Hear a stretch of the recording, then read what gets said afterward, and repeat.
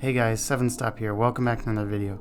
Today I'm going to be talking about how long does it take to learn Japanese, or any language, but Japanese is the one I have experience with, so I'm going to be talking about that. Can you learn a language in 15 minutes a day? Can you learn fluent Japanese in 1 year? No, of course you can't. Of course you can't do that. I mean, maybe there's some crazy person in the world that can do that. But can you do that? No. Can most people do that? No. And so we're going to be talking about what's a realistic timeline look like for immersing and learning Japanese. So everyone likes to believe that there's some easy way to achieve their goal, but anything that's worth doing is going to take a lot of hard work and dedication, effort to accomplish. And so, whether Japanese is worth learning or not is up to debate, but if you want to learn Japanese, that's a difficult task, and you have to expect to be required to dedicate hours a day in order to accomplish that in a reasonable amount of time. So first of all, when we're talking about fluency, what are we really referring to? I'm talking about like a strong level of fluency. You feel comfortable interacting in most common situations, and there's always more to go. You're never going to be perfect at everything. You're going to struggle at some topics and stuff, and that's okay. You're not going to have a perfect accent. You're going to make mistakes.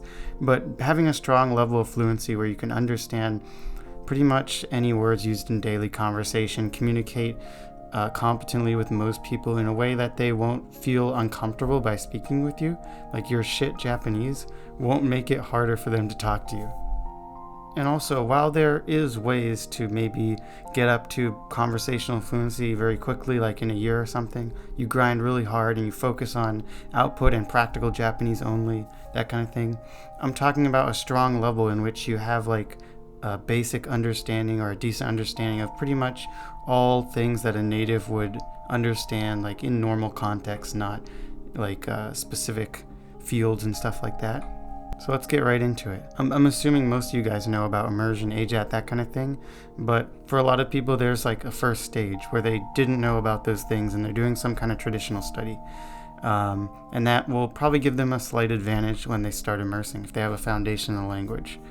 But a lot of times people spend a few months or a year or so studying before they find AJAT, which was my story. Maybe 6 months.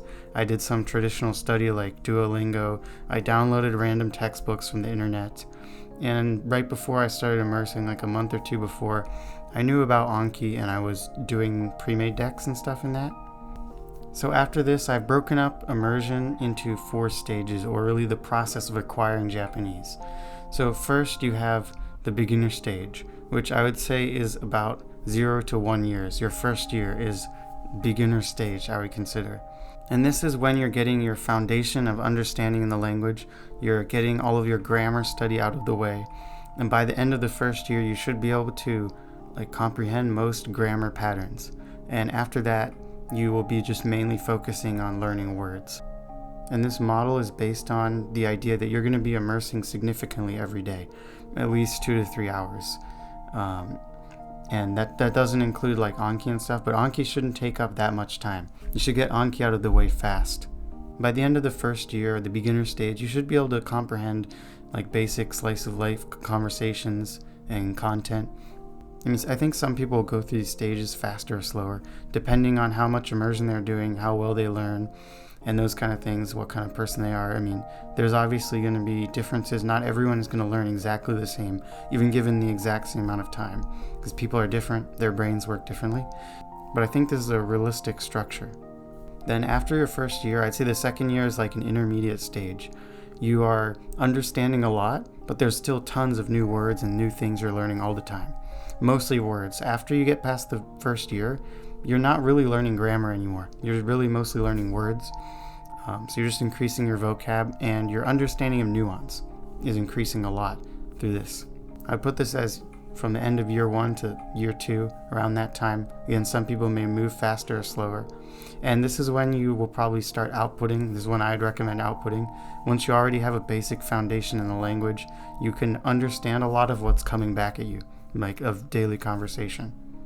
And then your second to third year, I think, is an advanced stage. So this is when you're getting better at output. You're getting into the stage where you'd be considered fluent through practicing output and refining your understanding of nuance of the language, increasing your vocab. You've been increasing your vocab over time, but by this point you have a strong vocab base. You can understand like lots of what people are saying, most of it. But there are still many words that natives know and use that you don't know. I also think this is when you will start to see diminishing gains from most audio-based content if you haven't already. And you're going to want to learn from reading and books and stuff like that if you're still interested in increasing your vocab. By the end of this or during this, you would achieve this stage I would consider fluency. You are like competent at most common conversations, and even more complicated conversations you can work around it, you can talk about it, and you're able to talk to people, communicate with them, and form deeper connections that go past the surface level. You're able to talk about abstract ideas and things like that, even if you may not be able to discuss every like more detailed like senmonmunya and those kind of things. And then from 3 years on, after you're already fluent, is mature stage, I would say. So you're always still getting better at the language. You don't stop getting better unless you stop studying, stop talking, stop immersing. But from 3 years on, you're just focused on improving your output and growing your understanding of nuance and just filling in little gaps in your language understanding. And you will get better, but you're not going to see big gains like you did in your first 3 years. This is the field where many people get into a career in Japanese and then they have to learn technical words or how to talk about certain technical subjects in Japanese. They have to do complicated tasks in Japanese, like government-related things, taxes, those kind of things. That would be more into the mature stage. So basically, I think realistically it takes 2 to 3 years to learn Japanese, to get fluent in Japanese. And for many people, I think 2 years is honestly fast. And this is with a significant amount of immersion every day. You have to be dedicated for years.